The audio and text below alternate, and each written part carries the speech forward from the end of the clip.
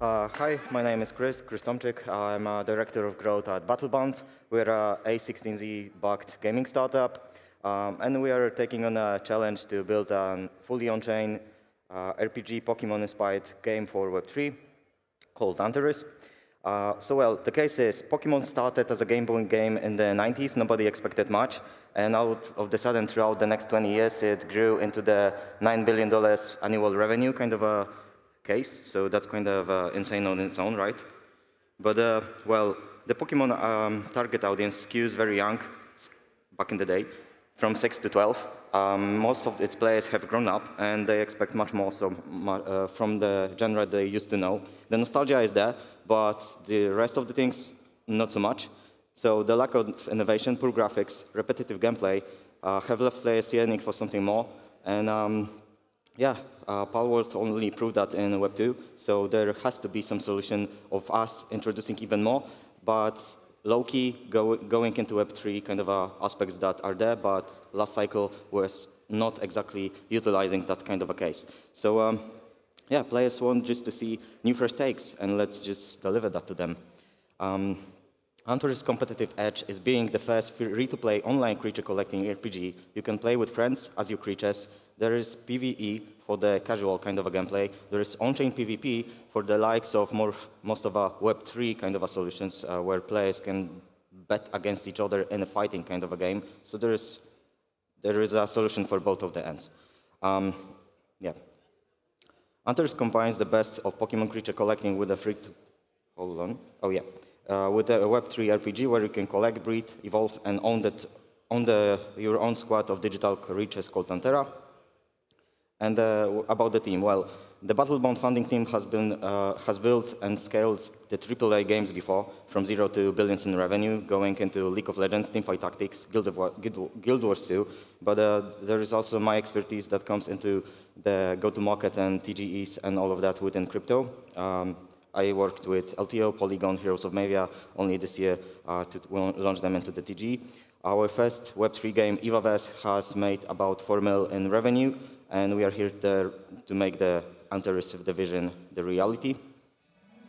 There's the trailer of the live game. Players explore Antares and look for Antera to collect. After collecting and leveling up your squad of creatures, you can enter dungeons with friends and battle enemies and collect the loot. Antera can be captured by collecting them into player-crafted Terraspheres. All items in Antares, including creatures, loot, actions, and achievements, are publicly viewable and auditable on the blockchain. So, as for the infrastructure, gasless transactions eliminate friction and support intent-proofs infrastructure that allows the underlying Web3 architecture to produce on-chain proofs for players' in-game actions, e.g. when catching, minting an Antera. So, for the other part, the marketplace and all of that, Antares uses a RNG-based play-to-mint system that spontaneously rewards the players in-game or on the marketplace with NFTs. So they are not by default. There is an Salbond token component included. As for the, let's miss this one right away. Let's see minting in action because that's a cool one. Here's the player. He just cashed the Digby creature within the game. He sees the opportunity to mint the NFT itself. He sees the real price from Antera Marketplace, the price that he's about to pay. If he's not willing to pay it, then he will just get an SBT to have a consistent gaming experience. But if he's going to mint, then that's the user acquisition right there happening live. Once that's done, the mint is done, the user will get the creature, obviously, plus the notification of the blockchain actions in the background. As for the token components, there are 2 tokens, but only the battle is the on-chain one that is obtainable on exchanges, and it's a governance token used for staking and all of that. But Gyre is live conversion going from battle into off-chain in-game currency to retain the compliance with Nintendo Shop and other platforms that we want to launch the Antares on. As for the Antera DEX, basically, it's the key to the dual token system that is introducing slippage, additional monetization tools, all of that, to retain the revenue stream coming from different angles instead of asking people for a lot of upfront fees for the game because they hated exactly that last time. Players swap between currencies, frequently generating fees and creating revenue. We are raising 3 mil in token warrants equity, all of that, but there is a QR code for the playtest if anyone wants to test it out. There is one. Thank you, Christian. Over to the judges for questions now. Yeah, I'm curious. You're launching 3 million to launch the game. Is that for the marketing of like, or do you have? Yeah, I guess like what's your burn right now, and then how much are you putting aside for marketing the game? So go-to-market marketing mostly, and just literally like 20-30% into to ensure the game development is ongoing. But the majority of it for the go-to-market user acquisition. And yeah, kind of a market dominance because we plan to go into Monad. We are a part of their cohort to dominate the market and onboard other game studios as well, and to get a second business running, basically. Okay, and how do you feel like because most big games have sort of 9-figure marketing budgets or more. Do you think it's going to be tougher to compete with a smaller marketing budget, or how do you plan on kind of getting around that? Like how it will be for us to compete with other similar games? Or? Yeah, how can you compete with the marketing budget of the bigger games? I think our user acquisition flywheel is a bit different, plus our team is relatively lean, and we think to go that way. We have experience with products done within Riot Games since probably the first day, like the studio got established, and they also had struggles around utilizing their funds for doing into the market, because at first they were just basically a fork copy of Dota. So there are lessons in that. Plus, I guess after 7 years in crypto, I have my ways of just knowing the right people, I guess, to spread the right word and introduce them into the game. But also, the game itself is relatively, I guess, cool to play. Like, you can check it out yourself. I've played it for 4 hours straight in the playtest, and the whole flywheel of having the satisfaction of playing using it is there. So we will be utilizing what we have, which is like displaying the quality and going into the market with the narrative of we do care about what we do. We are not disconnected with our audience and community, basically. Yeah.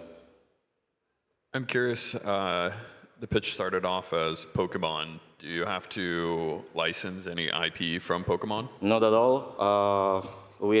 Just today, Palworld got sued by Nintendo, by the way, and this is some part of an ethos that we had since the first moment Antares got into the development, which was like, yeah, okay, we looked into the Palworld, and like it looks almost the same when it comes to the design of the creatures, not the mechanics of the game, because those are different. But in our case, our creatures are entirely different stylistics. As far as I know, Pokemon do not own the idea of collecting creatures, so we are good there.